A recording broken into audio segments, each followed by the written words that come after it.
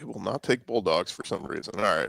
Well, we're live everywhere else. Welcome in to the our Week 6 reaction show, fellas.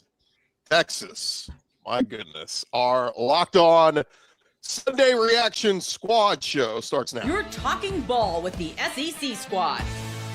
From Alabama to Tennessee, from Georgia to Oklahoma, from Auburn to Texas, it's the local experts of the Locked On Podcast Network bringing you scoops, breakdowns, and the most comprehensive preview of the upcoming SEC weekend. It's the SEC squad, and we have a seat for you. Hurt feelings and thin skin are prohibited. Squad up, you're part of the SEC squad.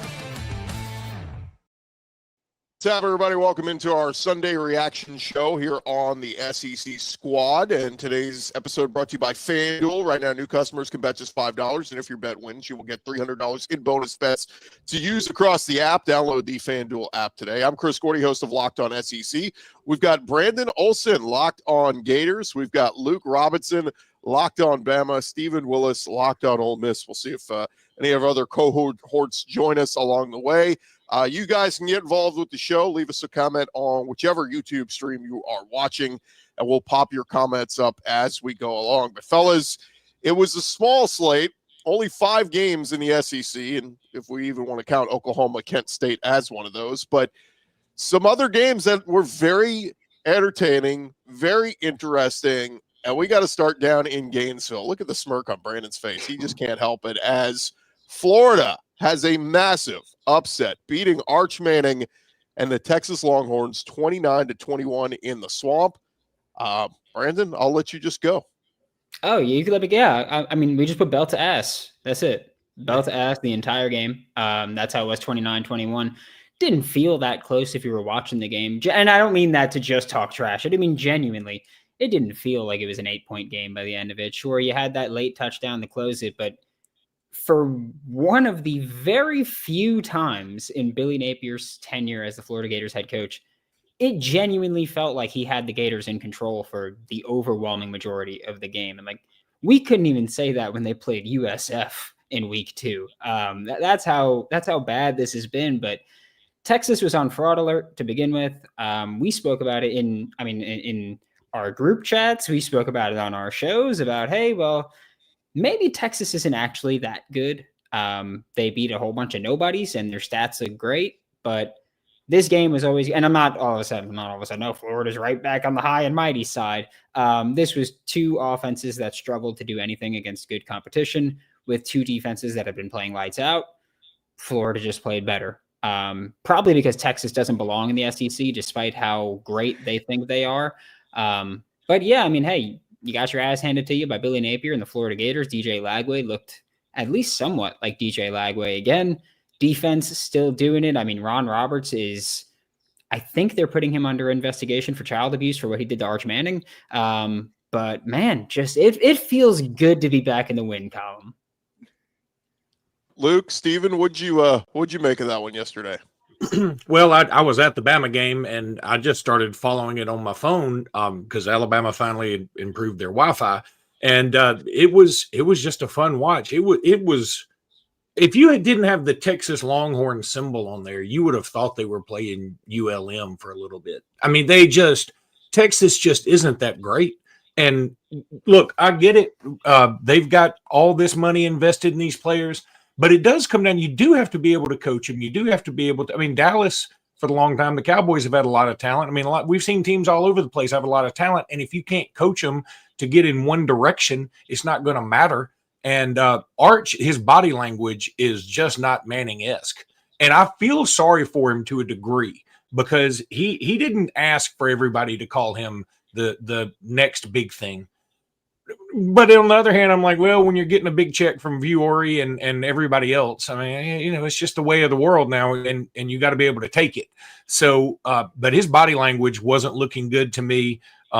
Texas was trying all these various tricks, and this defense that we've heard so much about that they've paid so much for, Florida just with an offense, by the way, that hasn't been very good. No offense to Brandon. He will admit it. They have not been very good offensively. And Florida seemed to do whatever they want to. They beat them in special teams. They beat them on defense. They beat them on offense. They just beat them every which way. And this is what we've been saying about the SEC. You know, Texas, well, the SEC isn't so tough. We just made it to the SEC title game and only lost to Georgia twice. That's true. But y'all didn't go on the road and really play anybody. And whether that message board geniuses said that this apparently is because Texas begged and pleaded and bribed to get the easiest schedule they could get. And maybe so. I'm going to tell you what, if you think it's loud in Gainesville, just wait till you go over to Starkville, and all they have to do all week is practice ringing those cowbells. It's going to be loud. It's going to be non-fun. So good luck the rest of the way. But yeah, Texas, that just stunk. You know, I need to say I'm sorry to Texas fans, because all during the offseason, I said that Texas was on 8-4 watch. Little did I know that I was just pumping sunshine, apparently, because there's no way this team is winning 8 games this year. No way at all. And there's a good chance that they lose to somebody that you just don't expect them to. Losing in the Swamp, hey, I'm an Ole Miss fan. There's no shame in losing in the Swamp, especially when it's going well and they get raucous down there. But there's a chance that you end up dropping a game to Kentucky or something like that. Because what I saw in that Florida game was you getting physically beaten on both sides of the line of scrimmage. And when that happens, it's over. It's Katie bar the door. And props to Billy Napier in Florida. They had an extra week to get it going. They started handing Jaden Baugh the football. He took over that game, set the tone, and that is the identity of this Florida team. It isn't DJ Lagway, who has talent. It is Jaden Baugh. And the quicker they realize it, the better they're going to be. Yeah, I just want to point out that Florida going into the game had 34 pressures on the entire season. They had 35 yesterday against Texas. So they doubled their season pressure numbers in one game. Let me just throw this out, because I look, sometimes coaches say this and it's hyperbole, but my ears perked up when I heard this past week when Billy Napier said DJ Lagway just had his best week of practice of the year. And he said because look, he was unhealthy throughout the whole spring. He was in the boot right before the start of the season and all this. So again, most times you take that, you're like, oh, okay, yeah, the best way. But in other words, he was saying he's finally healthy. He's finally starting to look like himself. But I think even bigger guys, and we haven't even mentioned the name yet, Dallas Wilson. Welcome to Gainesville, the 5-star wide receiver that was the star of the spring game, which again, people told me, oh, it's just a spring game. Okay. But he broke records in their spring game for catches, receiving yards, and all that. And 6 catches for 111 yards and 2 touchdowns in his college debut. That's the best debut for a freshman receiver at Florida in program history. He set a record for yards, catches, and touchdowns, all single-game records for a Florida freshman playing in his first collegiate game. So he was a difference maker, Brandon. Yeah, and he had a fumble recovery. Sure, he fumbled, but he had a fumble recovery. Well, and he dragged that poor man who was trying to tackle him about 10 yards. That guy looked like he was Dallas's son begging him not to leave him and his mama and not go get cigarettes and never come back. He was just hanging on for dear life, and he was just dragging him into this. I mean, it was sad and embarrassing. He dragged him into a celebration. Like that's how far he was dragging him. I mean, and look, as far as DJ Lagway having a look in his eyes and the best week of practice, best week out of 6 weeks of practice. That's what we're talking about here. His best practice all season, his best week of practice. There's been 6 of them. That's all he's had. He's had 6 weeks. DJ Lagway did look more comfortable. The offensive line, one of the biggest issues of this team so far. I mean, and it hasn't even been poor play. It's just been communication. They've just been leaving guys unblocked. They eliminated that. Only 6 pressures on DJ Lagway all game. I mean, and also, I'm gonna take over for a second just to talk about that timeout late in the game with 1 minute and 6 seconds left that everybody made such a big deal of. Florida had all 3 timeouts. They were up 8. It was a 3rd and 4, if I'm not mistaken. Austin Barber's helmet comes, or after the second down, Austin Barber's helmet comes off. That means that he either has to come off the field or they have to play, or they have to burn a timeout. Texas was going to decline that 10-second runoff. So the timeout had nothing to do with the 10 seconds coming off the clock. The clock was stopped because the helmet came off. And when you're in under 2 minutes, the clock starts again when the ball is snapped. So it's not like they could have said, all right, well, we're not going to call a timeout. We're just going to go out there, let the clock run. The timeout was simply get Austin Barber back on the field, your starting left tackle, who your left tackle too is Fletcher Westphal, has been injured, hasn't played a snap this whole season. Don't even know if he was really available yesterday. Would have gone to left tackle 3 on maybe the most important play of the game, and to get a play in. I hate the play call. I'll say that. I hated running a toss right there, but the timeout, like the reaction from the timeout of like, oh, this is Billy making a dumb decision. Not really. I disagree with the timeout. I will say that. I would have just ran to the right, kept my 3 timeouts, because if Texas does tie this game, then I've got all 3 timeouts in my pocket. But I also understand the thought process of, well, let's just try to get this first down here, and the timeouts don't matter. So I get it. I disagree with the call itself. But as far as everybody going like, oh, that's Billy with his dumb decisions, he's made a lot of dumb decisions. That wasn't one of them. And the way their defense was, I know Texas scored that touchdown late, but it felt like it was going to take a Herculean effort for them to go back down and score another one. And get, so it just, I don't know. It didn't feel like Florida was in danger, but it did feel a little bit like, people were getting up in arms over, oh God, Billy, you're going to blow this. We do have a comment. Hey, Brandon, do you believe this win proves why we need to hurry up and move on from the Napier administration? Great win and great talent. I mean, this is the problem with the win, Brandon, is I thought if he loses this one and loses next week, he's fired. Winning, it feels good if you're a Florida fan, but what does this do for Napier now? If this one win does anything involving his job security, you're already failing. One game doesn't decide anything. That's firm belief of mine. I've been pretty adamant that I'm not entirely sold they've actually made the decision yet to move on, despite how glaringly obvious it is that you should move on from Billy Napier here. Again, plain and simple, for the reason that I have championship expectations at the University of Florida. I do not believe he's the head coach that's going to win you a national championship. I think then hey, it's time to move on. Could be a blessing and a curse. I won't trade a win for anything, though. Honestly, I get it. I hate that if this does impact him staying. I don't care. I'm gonna want my team to win every single game, every single week. I wanted them to beat USF, and they lost that game too. Wanting them to win does nothing. Like me wanting them to win does nothing. If it does keep Billy, again, if you're making your entire assessment based off one game at home against an overrated team, you're going about this the wrong way anyway.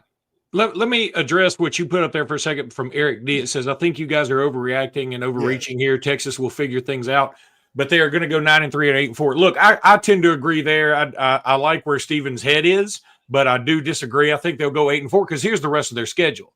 Oklahoma, who may or may not have John Mateer.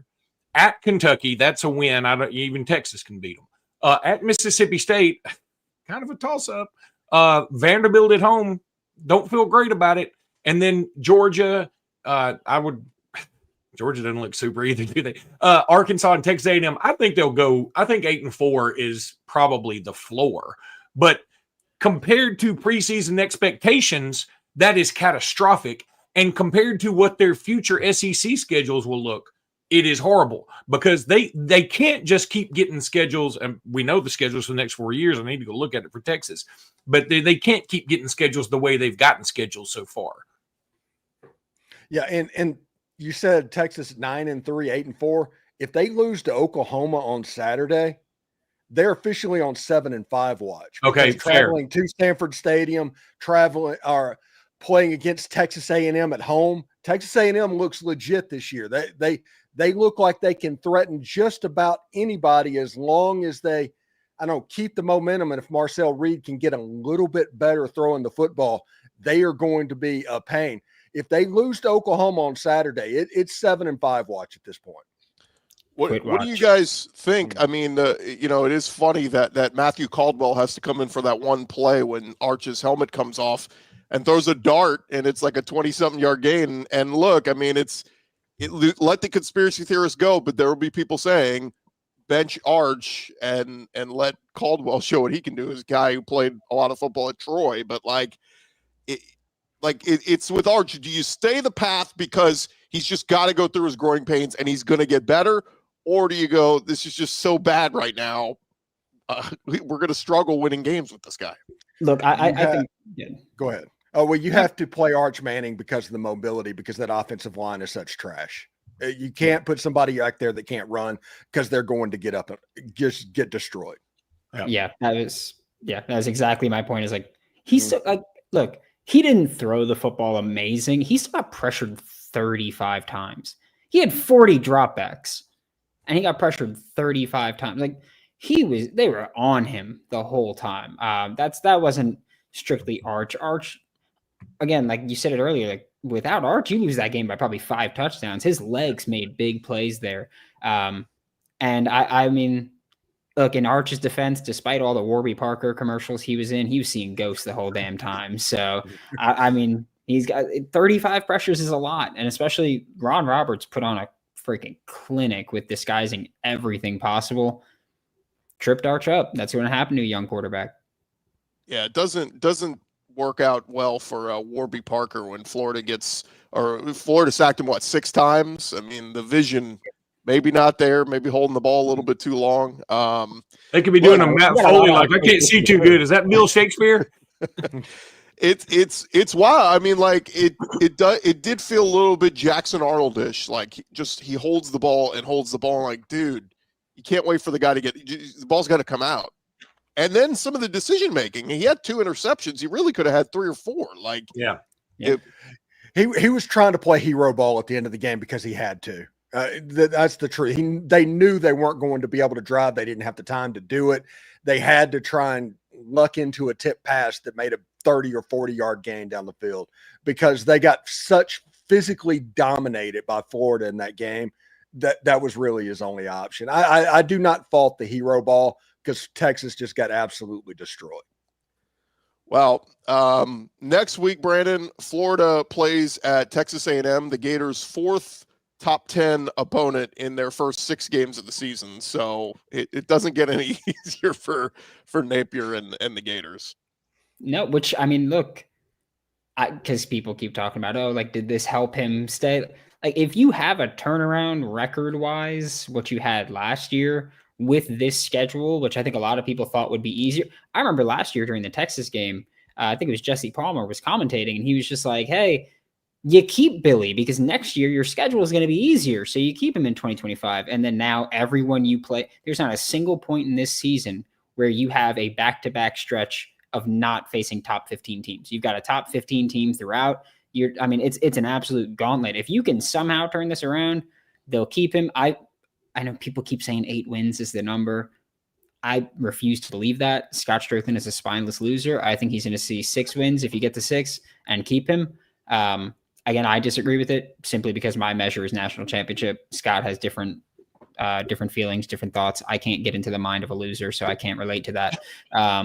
But that's where he's at. I think it's, hey, if you get 6, you're going to stay. As much as I hate it, not up to me. But if you can do it, you got respect. I mean, if you can do that against this schedule again, it's going to happen.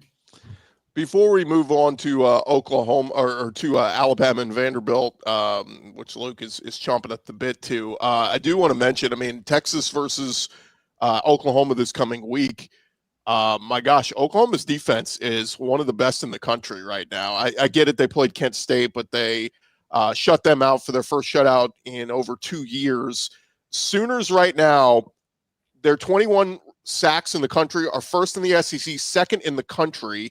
They're number 2 in the country in points allowed per game at 7 points per game behind just Ohio State. And they're number 1 in the country in yards allowed per game at 193.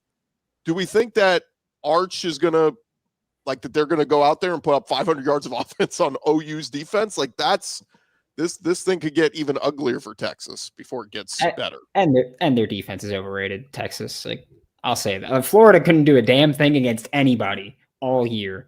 Came out, marched downfield, running the football consistently, throwing the football ball. DJ Lagway completed 75% of his passes, 300 yards.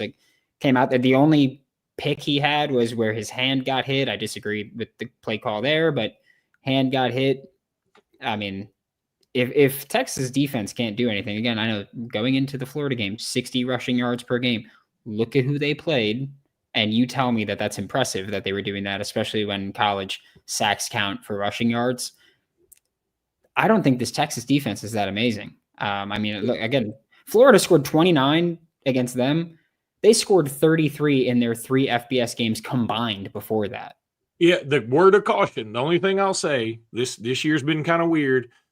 UCLA was a 7.5-point dog to Idle, and they beat Penn State, who they were a 24-point underdog to. And at kick, Penn State was minus 5,000 on the money line. Now, Penn State's probably not as good as we thought either. All that's true. But UCLA was stinky bodinky for it all year long. And then they show up and play. So my guess is we'll see a bit of a different Texas team. But I'm like you, I don't know that it's going to matter. I think Oklahoma's a lot better than Texas. Yeah, and you look at it, if Penn State and Texas are ranked in the polls that come out in the next couple hours, something's That's going to make wrong. me mad. Yeah, they shouldn't even be receiving votes at this point. I'll throw this out there too. I was trying to find the stat. Here it is. Can't. Oh, yeah. So preseason, number 1 Texas, number 2 Penn State, and number 4 Clemson are all a combined 8-7 after week 6. So preseason poll. Everybody gets so mad about preseason polls. Look, it plays itself out, right? Like if you suck at the top, you're going to fall out if you lose games. But anyway, when we return, guys, we are going to get into the other big one yesterday, and that was Chatty Cathy Diego Pavia having to eat a big one. We'll talk about that next. Hey, but first, the message from our friends at Peloton. They are shaping the future of fitness with the brand new Peloton Cross Training Tread Plus, powered by Peloton IQ. It is their most advanced equipment yet, designed to give you real-time guidance and endless ways to move, whether you're running, lifting, or cross-training with your favorite instructors. This is training reimagined. Peloton is built for breakthrough with tools that help you plan, stay motivated, and reach peak performance. You'll love how the Peloton IQ system offers real-time strength coaching, actually tracks your reps, suggests the right weights, corrects your form, making every rep safer and smarter. Luke, this might be what you need, man. The swivel screen is a game changer. You can go from running on the tread to strength training without missing a beat, and the personalized class recommendations keep you engaged. You get workouts tailored to your vibe and energy level each week. So let yourself run, lift, flex, and push forward. We all could use this. Explore the new Peloton cross-training tread today at onepeloton.com. That's O-N-E Peloton.com.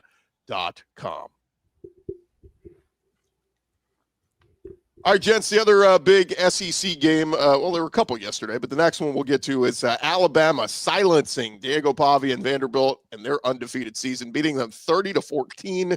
Ty Simpson, outstanding. Jam Miller with a career day. And how about the Alabama defense? So they gave up yards and points in the first half, but whatever halftime adjustments they made, Luke, it worked because they shut out Vandy in the second half. Yeah, first of all, the defense looked not so hot in the first quarter, and I tweeted about it, and then that came back to haunt me, but that's okay. They gave up 113 yards rushing in the first quarter, and then I think they gave up 13 in the second, 7 in the third, and none in the fourth. So, yes, I don't know it was necessarily halftime adjustments, because Jimmy and I talked about that today on the podcast, that they were trying to make adjustments in game, and in fact, on that 76-yard run, we had made an adjustment that was sort of unique to us, and it backfired. I mean, because they went for 76 yards or whatever it was. So sometimes you make an adjustment, it just doesn't work out. And also one thing that I guess it didn't slip my mind. I just looked over it while I was upset with the defense at first. You know, Alabama's still missing Quay Russaw, who is clearly their best player against the run and linebacker-wise. And then they were missing James Smith, who was out for that dumb targeting call, which I could go on a rant for that for 3 podcasts. And then they were also missing Jamarian Latham and Jeremiah Beeman. So, I mean, they're missing a lot of dudes. And Vandy is a well-coached team. I mean, they are just – look, Jimmy and I talked about it. We love everything about Vanderbilt. I mean, we respect it because we know how down in the dumps they've been forever, and we respect it. We just hate the Pavia aspect of it because you kind of want to like him with his story, but he can be such a jerk at times. And it's just hard to, but I kind of get it because, as I said, I don't think Vandy's not going to get fired up by a blonde-haired, blue-eyed, pasty white dude who's really good at that. They got a bunch of those dudes. They got a bunch of them. They needed somebody who, you know, you don't really know his background. It's kind of weird and sketchy. And he's strong. He doesn't give up. He doesn't quit. And look, I think he's a better quarterback than Arch by a long shot now. And even though he didn't have his best game yesterday, there were still times I just knew Alabama had him. They had him stopped, and he finds a way, or he does like these nice look away passes. You don't see a lot of no look passes in football, but he has them. He can be looking straight ahead and just throw it to the side. He had a few of those. But in the end, Alabama's defense came to play. Ty Simpson threw his first pick. I don't think there's anything wrong with that. I mean, you got to get it out of your system, right? And Jeremy Bernard still doing Jeremy Bernard things. Ryan Williams had a drop late in the game. I don't know what is going on there. Caden Proctor got another rush for a first down. And, Alabama outsmarted themselves on that first drive. All they had to do was get it was 4th and inches, just hand it to Jam, and we sort of did a play action, and that's when we threw the pick. But overall, if you're an Alabama fan, you got to be thrilled because, again, Alabama playing Vanderbilt is different now. Vandy is really, really good. I respect that team a lot. And also the backdoor cover didn't hurt. I thought real quick, I thought this game was it was what I predicted. Like, it was going to flip from what happened last year. Last year, Bama on the road in Nashville had the bad turnover. They had the bad penalties. It flipped here. Vanderbilt played a decent enough game, at least the first half, but the red zone turnover was killer. I thought giving up the touchdown right before half was huge. For, if they just get a stop there and have a lead at halftime, okay. But when Bama ties it, you're like, oh, you're in trouble in the second half, Vandy. The interception was a bad one. Keon Sapp, what a play. I mean, literally just jumps into the territory where the receiver's going. But yeah, I just thought, hey, put it this way, Luke, if this game had been played in Nashville yesterday, maybe Vandy wins. Maybe it plays out a little bit different. Yeah. Let me say one more thing, and I want everybody else's comments. But, one thing I think I definitely underestimated, and I talked about this summer, and because I kept thinking Jam will be our first running back, but I think somebody else will lead the team in rushing. And then when Jam got hurt, I said, I think we'll be okay because I think these other running backs are better running backs. They may be more talented, but Jam brings a soul to this team that cannot be understated. Jam picks up blitzes as well as any back. I'm talking about in the Saban era too. He just knows where to go. And also, with Jam Miller, he's going to get you 2.5 yards or 3 yards. Now, a lot of times if you need 4 yards, he may only get you 3 yards, but he's not going backwards. And the team responds to him. And I'm apologizing publicly because I just discounted what he means to this squad, and I'm not doing that anymore. That guy, he's not going to be all SEC running back. I get that. That's very fair. But sometimes you just need somebody on your team that is the heart and soul of the squad that maybe goes underappreciated by the national and league-wide media. And also, I don't think we should discount the interception in the red zone in the second half because Vandy was going in. If they would have gotten the first down and got that, it was going to be 21-20, and that turns into a very weird game real quick. Bama gets the pick, goes down, kicks a field goal, then they put it away with a touchdown. But this Vandy team, even though they got beat by 16 points in that game, I walked away with that more respectful than going into that game with them 5-0. I mean, It was one of those things. They came into that stadium for blood. They came in there expecting to beat Alabama on their home field. And for Oklahoma fans and for Texas fans that might be watching this, Vandy doesn't do that. That's something that is completely new. But this culture, Clark Lee, we all laughed, 2 years ago when he said, I expect Vandy to be the best program in college football or something like that. But my goodness, the steep incline of their growth, it respects the heck out of me. And Alabama, if they can get past Missouri, because that Missouri game, that's a scary game. That's a scary game. If they can get past that, I think they might be fairly smooth sailing going to Atlanta. Did we ever determine if they got rid of the rocks at Missouri? The rocks are gone. There are no rocks. I wish they got a chance. We got a chance. They don't get a chance. So, to kind of add to that, I think the thing about this Jay game, Smith, by the way. Yeah, hey guys, I'm sorry about I'm late. I had some other engagement to take care of. But the one thing that jumped out to me too in this game, this felt like a flip of last year. The turnovers is the thing that cost the team the win or the loss. And Vanderbilt turning the ball over in the red zone like that to me turned the game around. But truth be told, they were driving, they were pushing, they made Bama stretch more probably than they wanted to. which is a good thing. Sometimes you need to have a stress test on your team to understand what you need to do to clean up as the season progressed. This early stress test really helped them, especially after the big win against Georgia. Talked about this last time. I think it was actually the preview show that the biggest flaw for Kalen DeBoer is the fact that they beat Georgia like they did and lost to Florida State. It's like, hey, man, you got the horses, you got the players, you can do it. What's your excuse now? In this game, Vanderbilt kind of showed that we're a formidable opponent. Y'all not going to just push us around, just like Steven mentioned. We're not used to Vandy being this. The last time we saw this was back when James Franklin was coach. What was that, about 10, 12 years ago? It's the last time we saw Vanderbilt playing at this caliber, and now they just feel like a stronger team than even that era. They just got to continue to put it together and close games out and not actually turn the ball over at critical times. Yeah, is it bad that we lost the host? Is that bad? Yeah. He had to sneeze. Sorry, I have a cat in my face. I should have locked him up. He's being an ass, but anyway. I think Ty Simpson's been just awesome this year, considering I feel like during the preseason or off season, I don't know about you guys, but I spend time in like Twitter spaces and people are just like, oh, there's the quarterback competition, might be Ty, might not. If it is Ty, we're not super impressed with him. He's been hooping this year. Also, just to build off of what Steven said, because he's like, oh, for Oklahoma fans, for Texas fans, Vandy doesn't do that. Oklahoma fans, I got no beef with you till next year. Texas fans, horns down. That's all I'm going to say.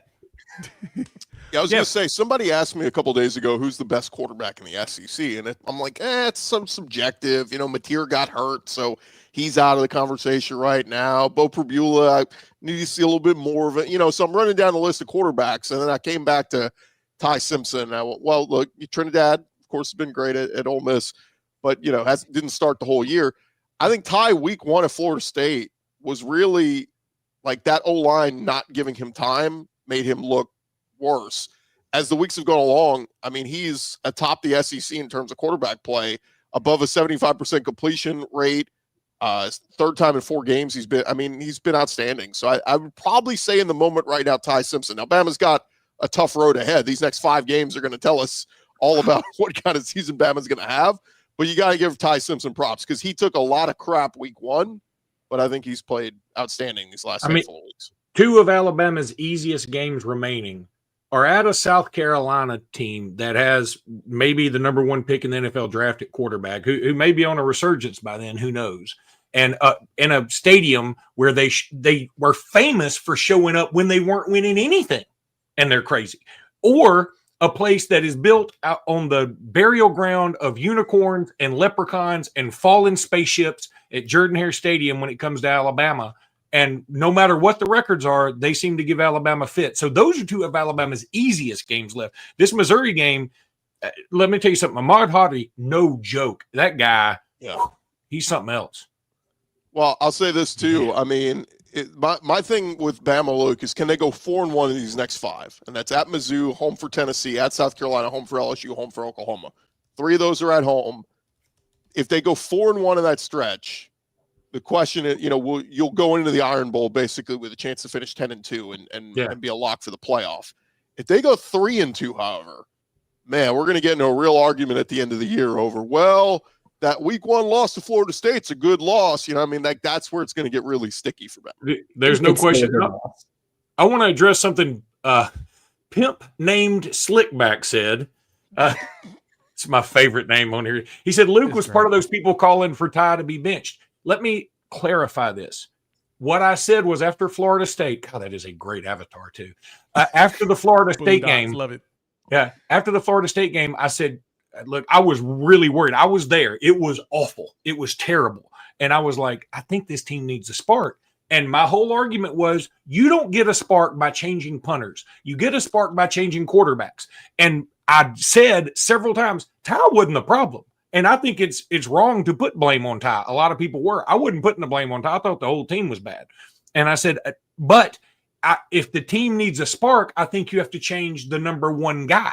And it turns out they created their own spark. After whatever happened in FSU, I am as surprised as anybody. After that week, the way they turned this around, is incredible to me because I didn't see it coming. Because I watched last year, I watched those road games last year, and so I'm shocked. I'm thrilled to death. And so again, I'll say it. Ty Simpson is awesome. I was singing his praises all summer, and all I did was suggest, hey, if we need a spark, you need to change quarterbacks. I wouldn't call him necessarily to be benched. I definitely wasn't saying it was his fault.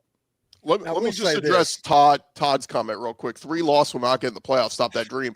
That changed this offseason. Remember, they put in the metric of strength of schedule is a determination, and they're going to reward good losses this year over crappy wins. Indiana got in last year, and they beat nobody. They're making that change this year. They're going to reward good losses. So, look, I'm not saying it's a lock. I'm saying there's a pretty good chance we get a 9-3 team, maybe 2 9-3 teams in, depending on how this thing plays out. And I would tell you right now, I think they come from the SEC, if anywhere, a 9-3 team that gets in. Now, we'll say this. Ty Simpson gets the blame more for that USF game than he probably should, and that carried over to this season. And after the Florida State game, there was a little confirmation bias there. It's kind of like Arch Manning going against UTSA last year, and all of a sudden you get all the hype and he's going to be better than Tim Tebow and all of that stuff, Paul Feinbaum. I think the opposite is both happening at the same time.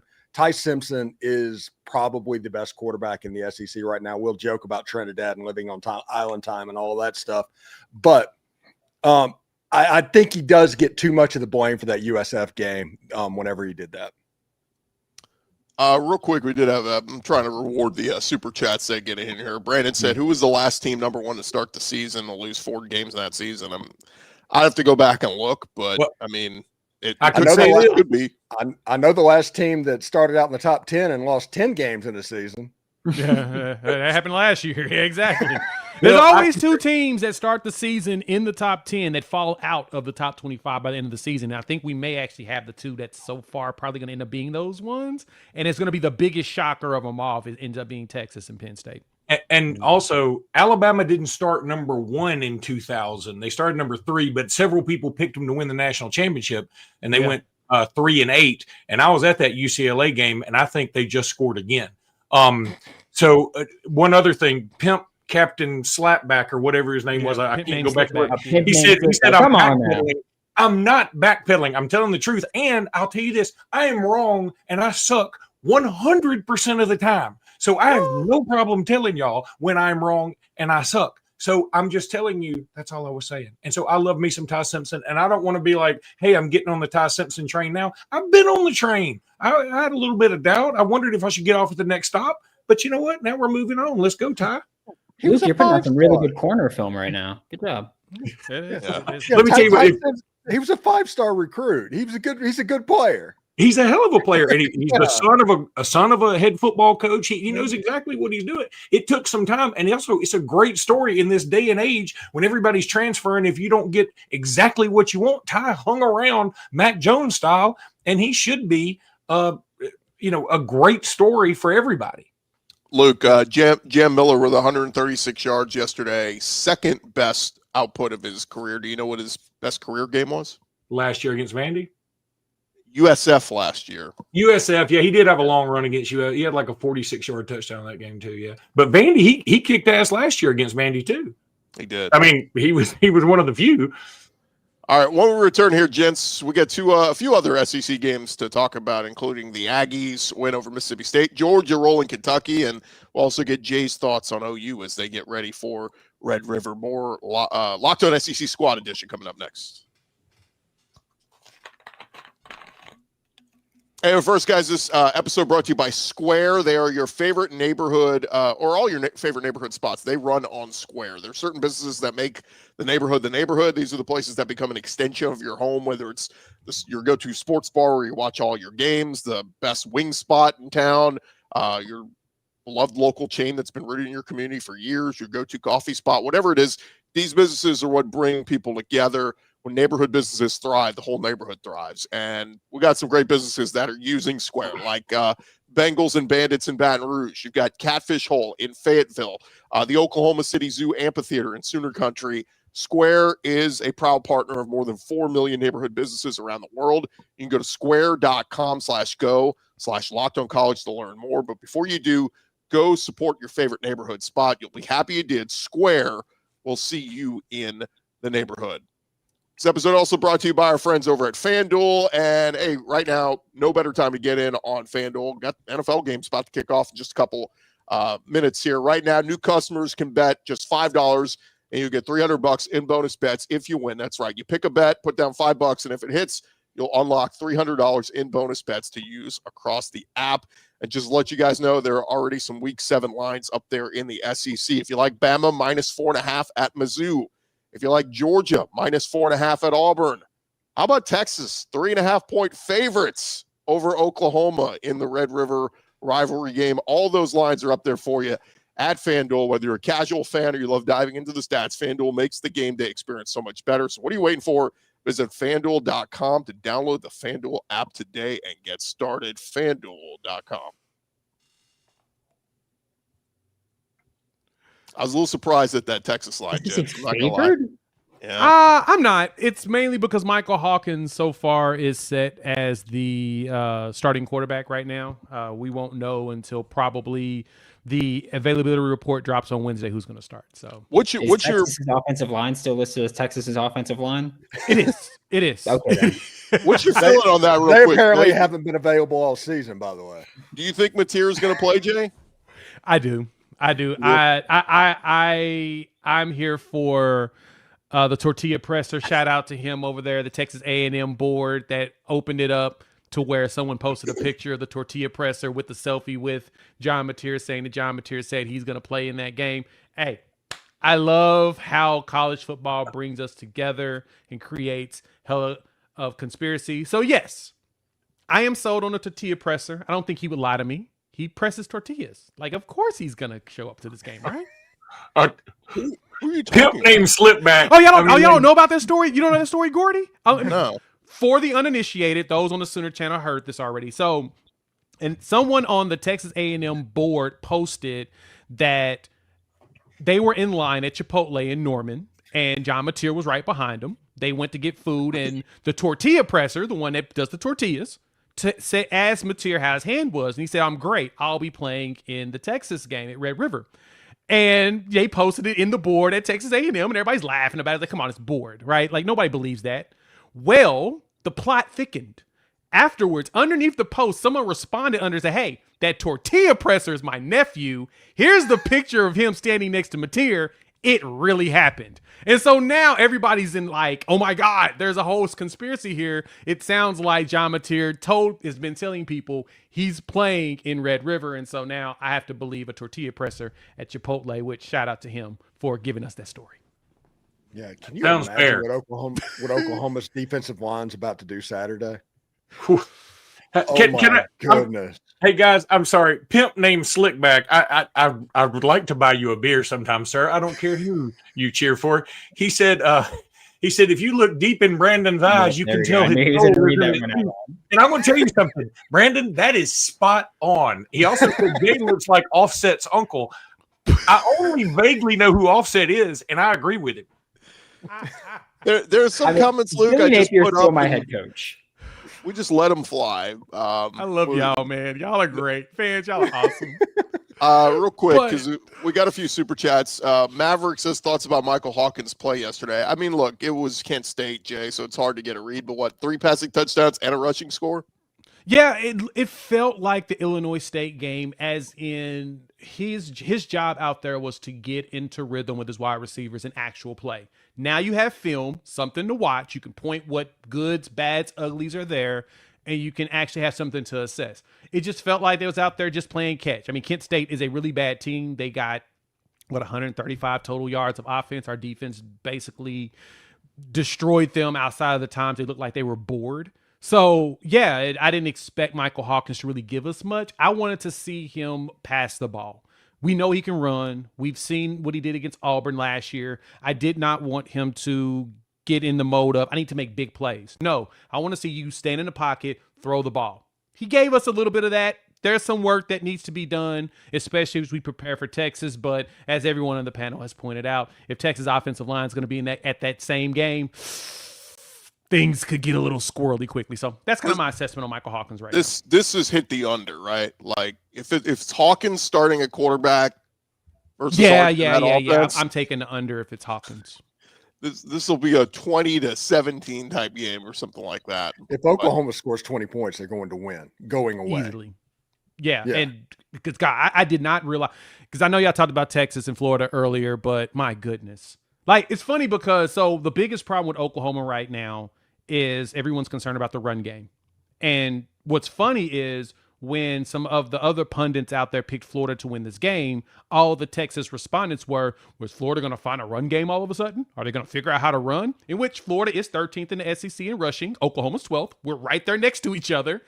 But then Florida ran it down their throat. So it was like, oh, so you don't really have to have that great of run blocking to start. You're going to continue to gradually get better, and you're going to do that against Texas. And I was like, oh, so yeah, I think we should be fine. Because Florida, they literally just ran it down their throat. It was had 27 carries for 107 yards.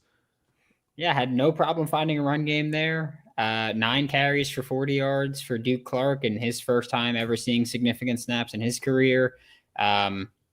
Vernell Brown III had a 14-yard carry. Yeah, Texas, not that hard to run against. Again, like I said, 60 rushing yards allowed per game going into that game.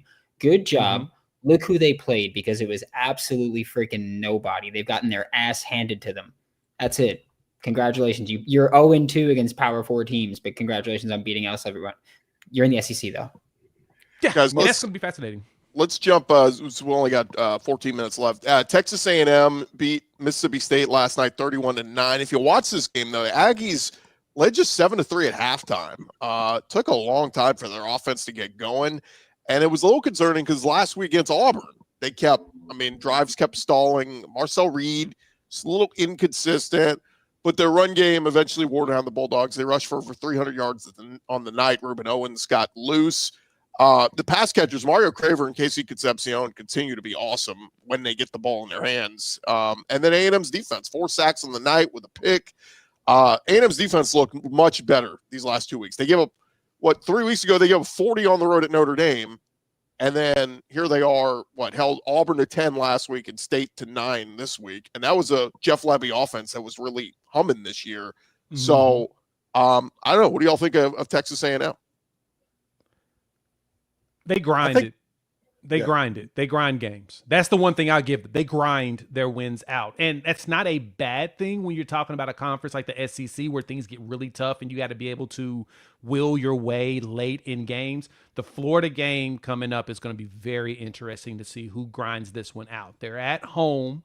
So we know Marcel Reed has been up and down in the pass game, and it feels like Florida's finding their identities and Lagway is settling in. So the question is going to be truly play call and who's going to grind it out. But that's what it feels like to me. All I see them do is just grind. And the good thing that for them has been second half is when they start to trend up. Like first half, it's like this nonstop. And then it starts to slowly go up. And that's actually kind of how you want your team to play. But if you're playing against a team that's really prolific, you may run into problems. But it's not awful. That's all I can say. It's not awful. I would not feel super confident. I would not feel super confident if I were A&M with Florida coming into town, because this is, sometime in the second half of last year is when Florida began to turn it around, and now they're coming in with a ton of confidence. And Florida has been through the ringer. I mean, they have faced the battles, and Texas A&M has to an extent. I mean, going to Notre Dame and winning, no joke. Holding off that Auburn team, again, no joke. But Florida has battle tested. So, and the other thing is Mario Craver. He's such a dude. I'm with the AHSA radio network here, and I get to call a lot of these high school guys. I loved me some Mario Craver. I couldn't believe that he ended up at Mississippi State, and I was begging for Alabama to get him because he is a dude. One thing that's interesting about Texas A&M, I wonder if they are a little bit of a front-runner team, because if they get up on you to where they can force you to drop back and throw the ball and it's like 3rd and long and it gets predictable, Elko will eat your offense up and it doesn't matter who you have. But what happens when they get down by 14? What happens when they get down by 17? And Marcel Reed is forced to kind of up his game to lead a comeback. That is my question with A&M. We haven't seen it yet, but I guarantee you we will see it over the next couple of weeks. But if they get the lead on you, they will literally put their foot on your throat, and there's nothing you can do. I will say he did lead a comeback at Notre Dame on the road, but there was no defense at all. It wasn't 2 scores, was it? No. But Yeah. you know, let him on a game-winning drive in the final minute. I just wonder too, if they get down 2 touchdowns, what is their identity? Because they seem to be pretty balanced. They showed the first few weeks, oh, look at we can throw. We knew they could run the ball, and they did that last night pretty dominantly. But you know, that's the thing. If they get down double digits, do they still stick with the run, or do they panic and go, we got to throw it? And Marcel Reed still at times showing he'll make that big mistake. You know, and that's where some people are like, they'll go as far as Marcel Reed can carry him. Well, that's where I kind of question. And here's the thing with A&M. They get Florida this week at home. That's 3 straight home SEC games. After this Florida game, they have 3 straight road games in the SEC, at Arkansas, at LSU, and at Mizzou. And we'll see what Arkansas looks like with Bobby Petrino running the show now. So maybe they get better and, you know, more, I don't know, you know, want to play for the guy that used to be the guy. So we'll see. But yeah, I mean, this is like with everybody in the SEC, man. Like we're looking going, it's a good team, but God, there's a tough road ahead. It seems to apply for just about everybody. Yeah, when A&M goes on the road, it's going to be really interesting because they've been a decently penalized team so far on offense. And it's like, well, you're getting penalized at home. When you go on the road, it gets a hell of a lot harder. That was one of the things I talked about with the Texas game, is that Texas had a lot of penalties, and they were playing almost exclusively at home. They played at Ohio State, didn't have that many penalties, and then they were at home, still kept getting penalized. Went on the road against Florida, they had a ton of penalties that were backbreaking, especially late in the game. A&M's had penalties. If you get into trouble with that on the road, that's going to be tough. I just know that with this Florida game, that run game early on is going to be really important for Texas A&M's offense, because Florida's run defense has been stout. I mean, they've just been punching people in the mouth there. I mean, Texas stopped trying. Texas just gave up trying there. And so if Texas A&M can't run the football, Marcel Reed needs to play quarterback. And I mean, look, he played a great game last year when he was an impromptu starter against Florida. That was before the turnaround. He seems to be facing Florida now as they might be on an upswing. They held Trey Wisner, 8 carries for 11 yards or something? I mean, you're talking about the 3rd leading rusher in the SEC last year, just completely shut him down. So that's going to be the big one. I mean, we know the bread and butter of A&M, Lavian Moss, Amari Daniels, all those guys in that backfield. And if Florida can slow them down, they'll have a chance. One more here, guys, real quick. Georgia rolled Kentucky yesterday, 35-14. Georgia now 4-1. Georgia led 21-7 at halftime. Kentucky had some chances. They blew them. I mean, Mark Stoops showing every day that he is dead man walking. But it's funny because the odds a few days ago, guys, would have been Billy Napier was going to be the next SEC head coach fired. I think that's flipped. I think Mark Stoops now probably in the driver's seat, because Kentucky is now 2-3 overall, 0-3 in the SEC. And Kentucky has now lost 12 of their last 13 SEC games under Mark Stoops. So yeah, those odds were always wrong. Those odds were always wrong because Scott Strickland's a loser, not because Billy Napier didn't deserve to be fired, but because Scott Strickland was a loser, he was never going to be the first one to pull the trigger. But that Kentucky-Georgia game, like the first quarter felt like it was about to be a really weird, messy, ugly game. I have personal issues now with Gunnar Stockton and really just that entire coaching staff, because I had Gunnar Stockton over 196.5 passing yards. And I thought I was pretty in the clear when we were in the third quarter, and he had 196 passing yards, and then he just didn't throw the football again for the remainder of the game. So yeah, I got some beef with all of Georgia right now. As if I didn't already have beef with them, now I've got even more. Listen, everybody knows how much I hate on Hugh Freeze at Auburn, and I've done that over the last several weeks. Auburn's about to beat Georgia. They are about to beat Georgia and Jordan Hare. Night game, ghouls and goblins, all of that stuff. Auburn's about to pull out that game.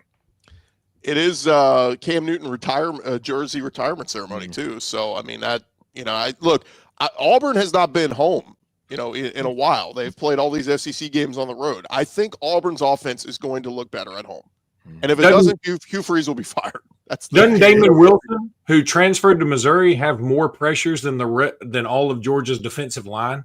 Something this like year. That. I saw that stat. Yeah. And look, I'm with you. I think this is a very tricky game for Georgia, and really just not because of voodoo, because Georgia may not be that good. They just don't have the dudes this year. Mm-hmm. However, I always sort of temper it with this Kentucky game, I don't want to judge them too harshly on it because you talk about a bad sandwich game. I mean, it's like right after an Alabama loss and you're probably still stewing over that. Then you got to play a Kentucky team at 11 o'clock in the morning, and then you go on the road to Auburn. Your mind's probably elsewhere because Kentucky's bad enough where you can let it be elsewhere.